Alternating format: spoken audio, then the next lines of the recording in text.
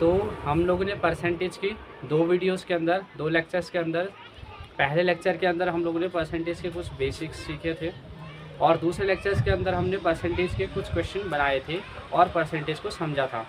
आज हमारे पास तीसरा लेक्चर है जिसके अंदर हम परसेंटेज से रिलेटेड जितने भी टाइप के क्वेश्चन बन सकते हैं उन सारे के सारे क्वेश्चंस को प्रैक्टिस करेंगे। तो हमारे पास एक क्वेश्चन है, क्वेश्चन कहता है if 16 complete 2/3% of a number is added with itself the result become 4956 find the original number। Question Hindi में होगा, अगर किसी संख्या के 16 से ही 2/3% किसी संख्या में जोड़ा जाता है तो जो नई संख्या बनती है वो आपके पास 4956 बनती है। तो ओरिजिनल नंबर फाइंड आउट करना है। जिस तरह से हम अभी तक बनाते आ रहे थे उसी तरह से हमें अभी भी बनाना है। यहाँ पे जो परसेंटेज दिख रही है आपको, सबसे पहले परसेंटेज को ब्रेक डाउन करेंगे इन टर्म्स ऑफ फ्रैक्शन। तो 16 2/3 इसको कैसे सॉल्व करेंगे? वैसे तो आपको परसेंटेज टेबल से बहुत सारी चीज़ें याद होंगी।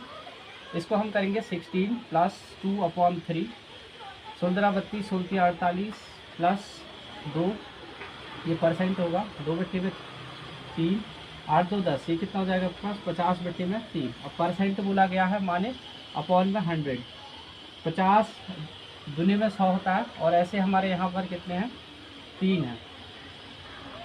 ये हो जाएगा 0 से 0 कैंसिल आउट, 5 या 15, 5 दूना 10, 5 6 के 30।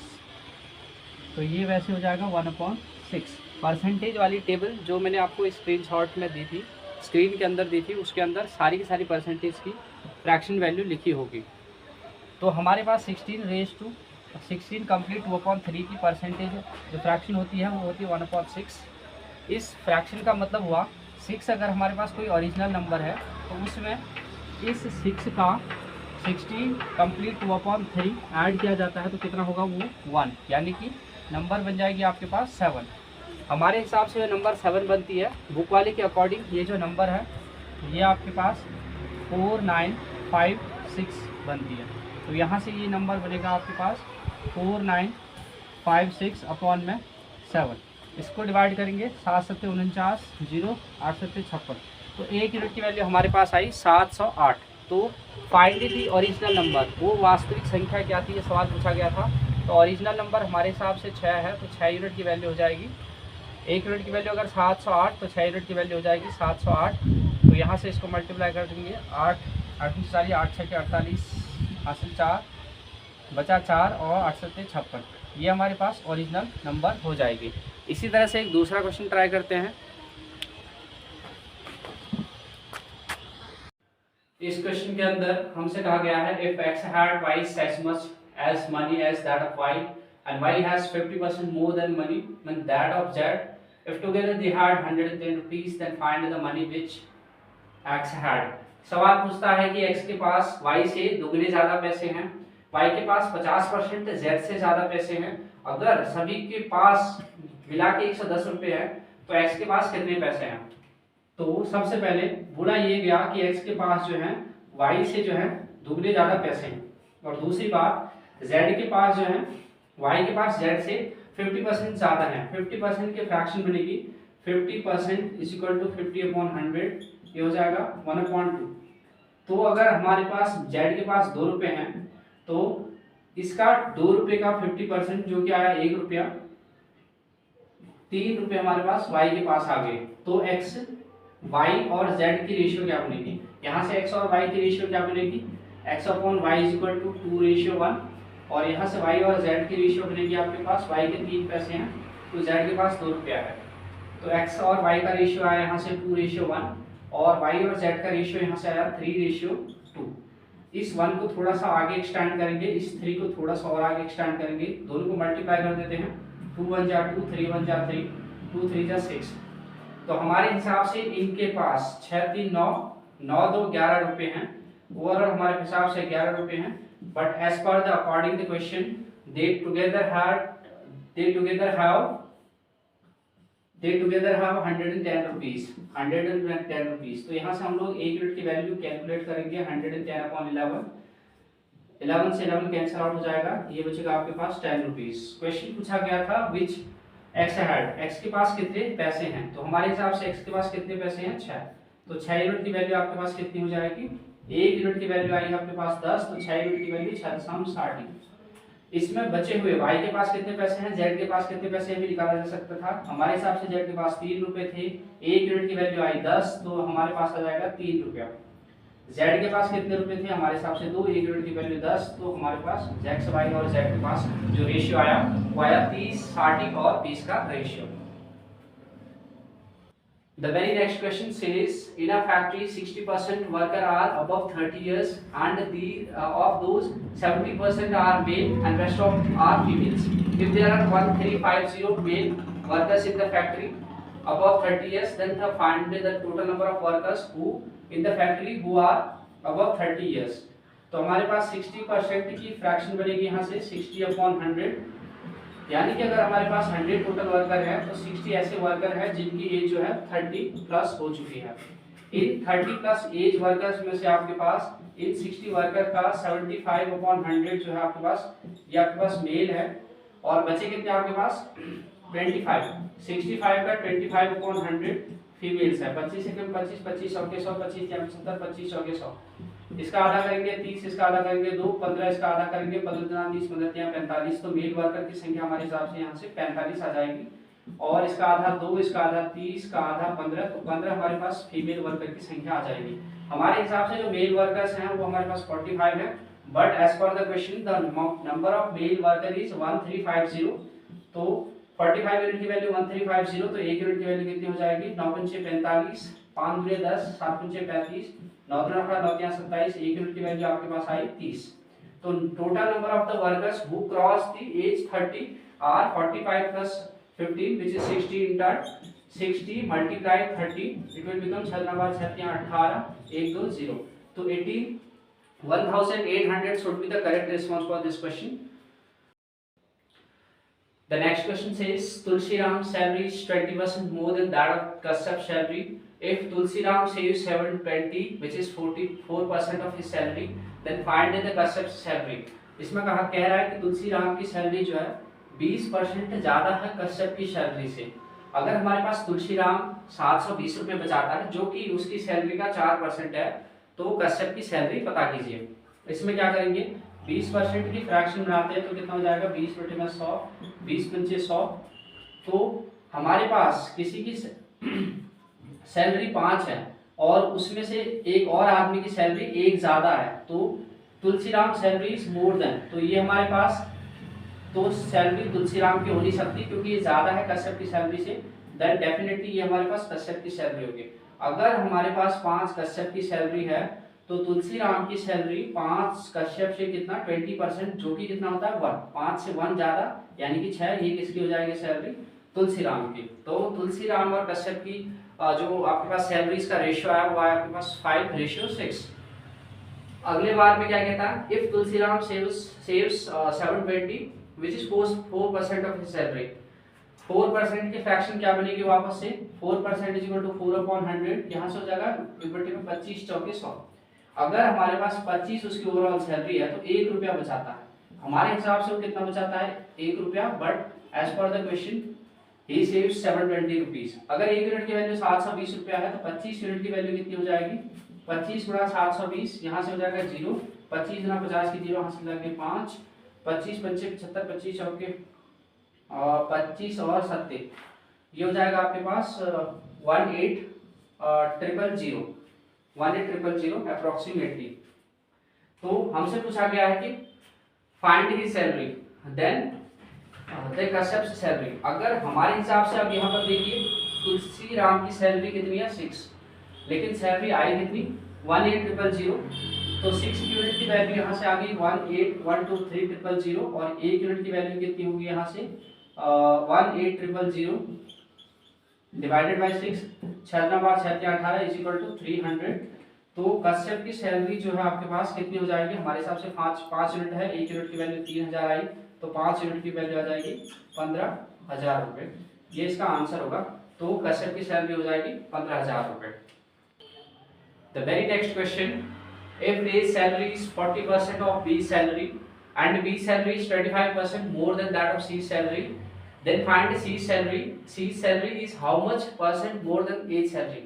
Question in हिंदी, अगर हमारे पास A की सैलरी B की सैलरी का 40% है और B की सैलरी C की सैलरी से 25% ज्यादा है, तो ये पता कीजिए कि C की जो सैलरी है A की सैलरी से कितना ज्यादा है। पहला कह रहा हमारे पास A की सैलरी जो है B की सैलरी का 40% बोले तो 40/100, 0 से 0 कैंसिल आउट, 2 2 जा 4, 5 2 जा 1, यानी कि A is equal to 2/5 of B। यहाँ से हम A और B का जो रेशियो निकालेंगे 2/5। यहाँ से हमारे पास A रेशियो B आया आपके पास 2:5। देन हमसे पूछा है B salary 25% more than C salary. 25% की फ्रैक्शन कितनी होती है? 25/100, 25 चौके में 100, 1/4। अगर हमारे पास जो है ये C की सैलरी होती है, तो B की सैलरी क्या है? C की सैलरी से 4 का 25% जो कि 1 है, यानी कि 4 से 1 ज्यादा है, तो हमारे पास B की सैलरी कितनी हो जाएगी आपके पास? 5। यानी कि B और C का जो रेशियो बनेगा वो बनेगा 5 और 4 का। अब इनका कंप्लीट रेशियो बनाते हैं यहाँ पे, तो A ratio B ratio C बराबर कितना हो जाएगा आपके पास? A होगा आपके पास 2 रेशियो, B होगा 5 और B फिर से 5 है और यहाँ से रेशियो 4। इस 5 को यहाँ एक्सटेंड कीजिए, इस 5 को यहाँ एक्सटेंड कीजिए। अब नाउ मल्टीप्लाई कर दीजिए इन दोनों को, 5 दूनी में 10, 5 बचा 25 और 5 चौके 20। 5 दूनी में 10, 5 बचे 25, 5 चौके 20। तो इनकी जो सैलरी का रेशियो आया हमारे पास कितना आया? A की सैलरी का रेशियो, B की सैलरी का रेशियो और with the ratio with C 2, 5 और 4 हमारे हिसाब से। अब पूछा गया है कि फाइंड C की जो सैलरी है वो A की सैलरी से कितना % ज्यादा है। हमें यहाँ से दिख रहा है कि कितना ज्यादा है? 2 ज्यादा है। किसकी सैलरी से? A की सैलरी से। तो A की सैलरी कितनी है? 2/100। ये आपके पास आ जाएगा कितना?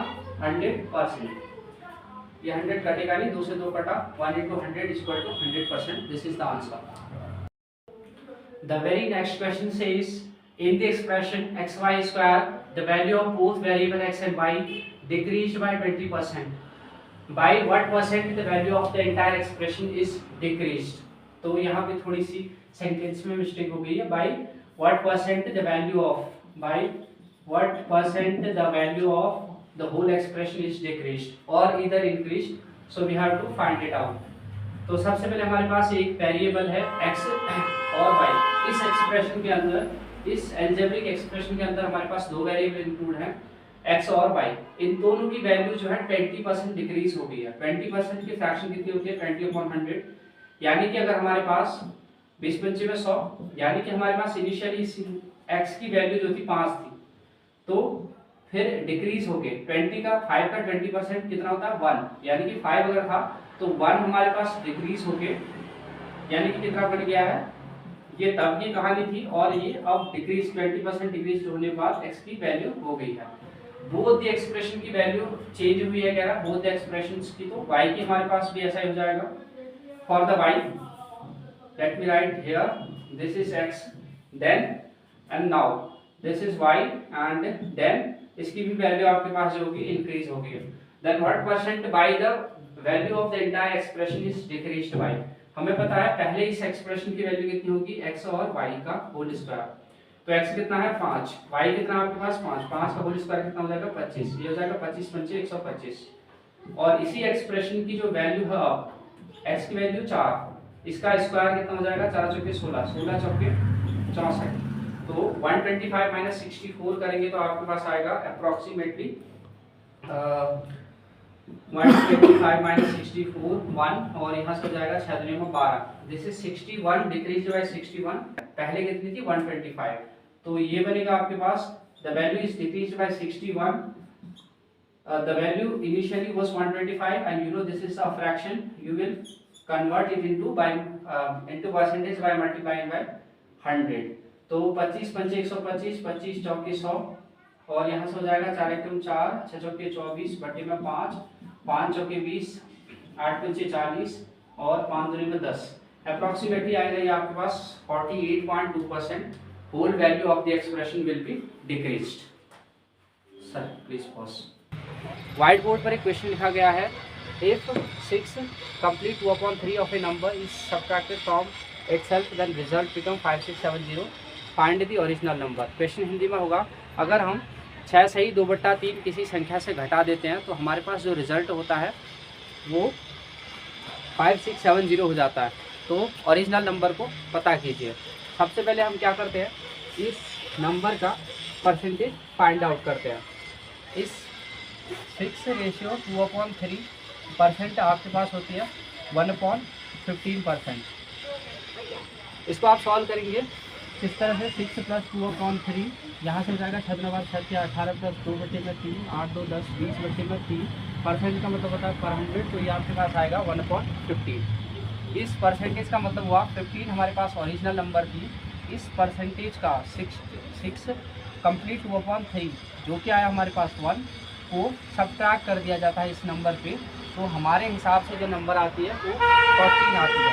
बट बुक वाले के according as per the question ये नंबर है आपके पास 5670। तो 1 यूनिट की वैल्यू हम यहाँ से फाइंड आउट करेंगे तो हो जाएगा 5670 डिवाइडेड बाई 14। 14 है 56 और 14 पंचे 70। 1 यूनिट की वैल्यू आई 405, तो हम 15 यूनिट की वैल्यू यहाँ से निकाल सकते हैं। तो 15 × 405 करेंगे तो हमारे पास ओरिजिनल नंबर आ जाएगी। 15 पंचे 75 की 5 हासिल 7, आपके पास फिर बचा यहाँ पे 7, 15 चौके 60। तो जो ओरिजिनल नंबर थी हमारे पास 6075 थी। उसी प्रकार से दूसरा क्वेश्चन है आपके पास। दूसरा क्वेश्चन कहता है if 11 complete 1.9% of a number is added with itself then result become 900, find the original number. अगर किसी संख्या में से 11 सही 1/9% को जोड़ा जाता है तो हमारे पास जो रिजल्ट है वो 900 बन जाता है। तो ओरिजिनल नंबर को हमें फाइंड आउट करना है। सबसे पहले हम इसकी फ्रैक्शन बनाएंगे 11 × 1/9%। तो इसको कैसे सॉल्व करेंगे, 11 + 1/9, 9 का यहाँ पे मल्टीप्लाई हो जाएगा 99 + 1/9, और ये हो जाएगा सभी में परसेंटेज है यहाँ पे, ये हो जाएगा 100/9। परसेंटेज का मतलब होता है पर 100, यानी कि डिवाइडेड बाई 100। 2 0 से 2 0 कैंसिल आउट आए तो आपके पास आया 1/9। और जब परसेंटेज सॉल्व करी थी तो हम लोगों ने देखा था कि 1/9 जो होती है फ्रैक्शन, उसकी परसेंटेज वैल्यू होती है 11 रेज़ टू कंप्लीट 1/9। तो क्वेश्चन कहता है कि अगर हमारे पास कोई संख्या थी 9, तो उसका जो है आपके पास 11 कंप्लीट 1/9% जो कि कितना है आपके पास 1, उस संख्या में जोड़ा जाता है, यानी कि इस 9वीं वाली 9 में जोड़ा जाता है। 9 का 11 सही 1/9% होगा आपके पास 1।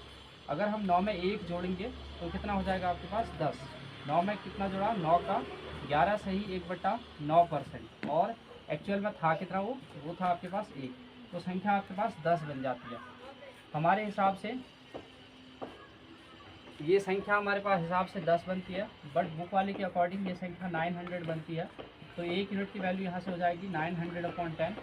यहाँ से कैंसिल आउट करेंगे तो 1 यूनिट की वैल्यू, तो ओरिजिनल नंबर कितनी थी 9, 1 यूनिट की वैल्यू कितनी आई थी 90। तो ये कितना हो जाएगा 99 81 810। 810 हमारे पास यहाँ से ओरिजिनल नंबर हो जाएगी।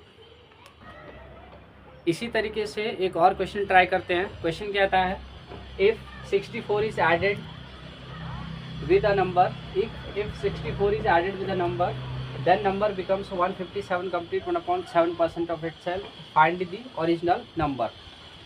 तो सबसे पहले हम इस परसेंटेज को ब्रेक डाउन करेंगे इनटू फ्रैक्शन। 157 1/7% को हम क्या लिख सकते हैं, इसको लिखा जा सकता है 150 + 100 + 57 1/7%। 100% आप जानते हो कितना होता है 1, और इसको सॉल्व करेंगे 7 7 49 की 9, 7 × 35 और 4 जाएगा तो आपके पास बनाएगा 39/1 + 1/7। इसको आगे सॉल्व करेंगे तो 1 प्लस ये हो जाएगा 400।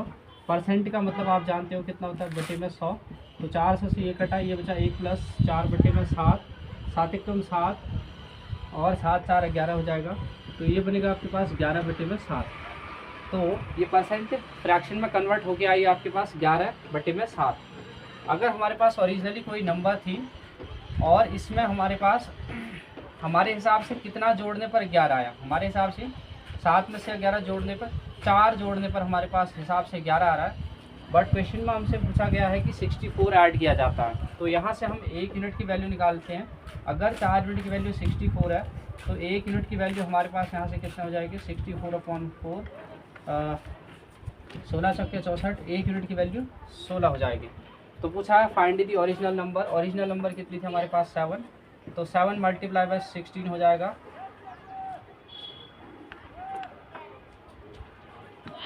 112। 112 हमारे पास यहाँ से ओरिजिनल नंबर हो जाएगी।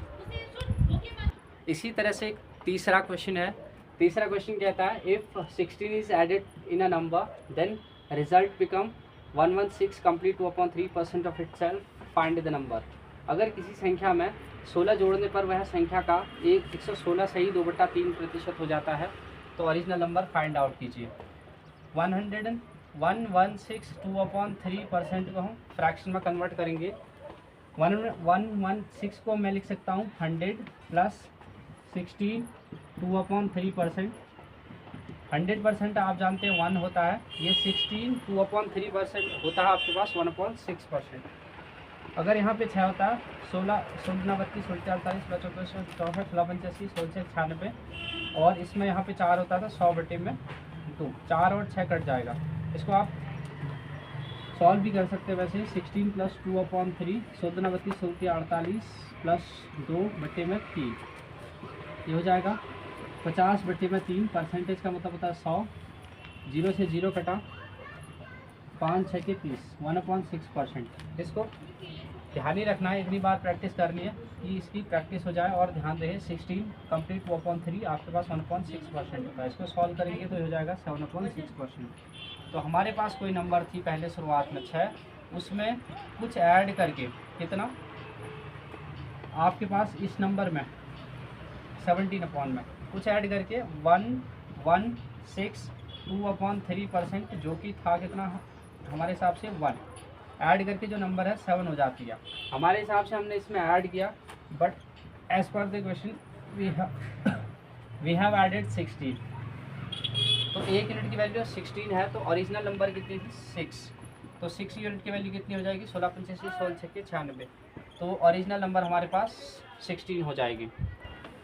अगला क्वेश्चन है if 2 numbers are 30% and 40% less than a third number, then first number is what percent of the second number. हमसे पूछा गया है कि 2 नंबर हैं, ये हमारे पास 3 नंबर है, ये पहली नंबर है, ये हमारे पास पहली नंबर है, ये सेकंड नंबर है, और ये हमारे पास थर्ड नंबर है, कुछ 3 नंबर है।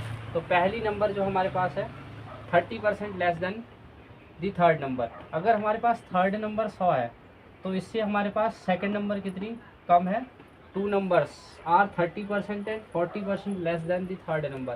पहली नंबर आपके पास 40% लेस है, फिर दूसरी नंबर आपके पास 30% लेस है। 100 का 40% लेस कितना हो जाएगा आपके पास, 100 में से 40 गया 60, और 30% लेस होती है तो कितना हो जाएगा 70। तो हमसे पूछा गया है then first number is what percent of the second number, how much then the first number is how much percent less होना चाहिए इस क्वेश्चन में, how much percent less than the second number, how much greater than the second number, greater than the second number. तो हमारे पास 3 number ऐसे हो गए। Third number हमारे पास 100 हुई, तो उससे 40 कम 60 दूसरी नंबर, और उससे 30 कम 70 फर्स्ट नंबर। तो पहली नंबर हमारे पास दूसरी नंबर से कितनी ज़्यादा है, 10 ज़्यादा है, और दूसरी नंबर से तो अपॉन में आएगा आपके पास सेकंड नंबर, और ये जानते हैं आप फ्रैक्शन को परसेंटेज में कन्वर्ट करने के लिए मल्टीप्लाई बाय 100, 0 से 0 कैंसिल आउट, ये हो जाएगा 100/6, ये हो जाएगा 16 16 पंची 80 16 से 96, 4/6। आगे सॉल्व किया जा सकता है, 2 दूना 4 2 3 6 16 सही 2/3% इसका आंसर होगा। अगला क्वेश्चन इस प्रकार है, out of 2 numbers 40% of the greater number is equal to 60% of the smaller, if the sum of the number is 150 then the greatest number is। अगर हमारे पास 2 नंबर में से बड़ी संख्या जो है 40% बड़ी संख्या का 60% छोटी संख्या के बराबर है, तो अगर इन दोनों संख्याओं बड़ी और छोटी संख्याओं का जो योग है सम है 150 है, तो हमें से ग्रेटर नंबर हमसे पूछा है। तो इसमें हमसे पूछा गया, मान लेते हैं जी हमारे पास ग्रेटर नंबर होती है और दूसरा एस हमारे पास स्मॉलर नंबर होती है, तो ग्रेटर नंबर का कितना 40%, 40/100 इक्वल्स टू है आपके पास कितना 60% ऑफ द स्मॉलर नंबर, 0 से 0 कैंसिल आउट, 2 दूनी 4, 5 दूनी में 10, 3 दूनी में 6, 5 दूनी में 10, यानी कि 2/5 into G equals to 3/5 into S. G और एस का ग्रेटर नंबर और स्मॉलर नंबर का रेशियो बनाएंगे तो ये फ्रैक्शन रिवर्स मल्टीप्लाई हो जाएगी, इन्वर्स मल्टीप्लाई हो जाएगी राइट साइड में। 5/2, 5 से 5 कैंसिल आउट, तो greater number and smaller number का जो रेशियो बना वो आपके पास आया 3:2। हमारे हिसाब से हमसे पूछा है, हमारे हिसाब से इन दोनों का सम कितना है, 3 में 2 जोड़ेंगे तो कितना आएगा 5। बुक वाली के अकॉर्डिंग इसका जो सम है वो आपके पास कितना 150। तो 5 यूनिट की वैल्यू अगर 150 है तो 5 या 15, 1 यूनिट की वैल्यू कितनी हो जाएगी 30। तो इसमें से पूछा ग्रेटर नंबर कितनी है, ग्रेटर नंबर 3 है तो 3 मल्टीप्लाई बाई 30 ये हो जाएगा 90। पूछा नहीं गया, हालांकि अगर स्मॉलर नंबर भी पूछी जाती तो हम उसको भी बड़ी आसानी से कैलकुलेट कर सकते थे। 3 गुना 6 30 हमारे पास इसकी स्मॉलर नंबर हो जाएगी। इसके बाद एक फोर्थ लेक्चर होगा जिसके अंदर परसेंटेज के the remaining type of the questions will be practised.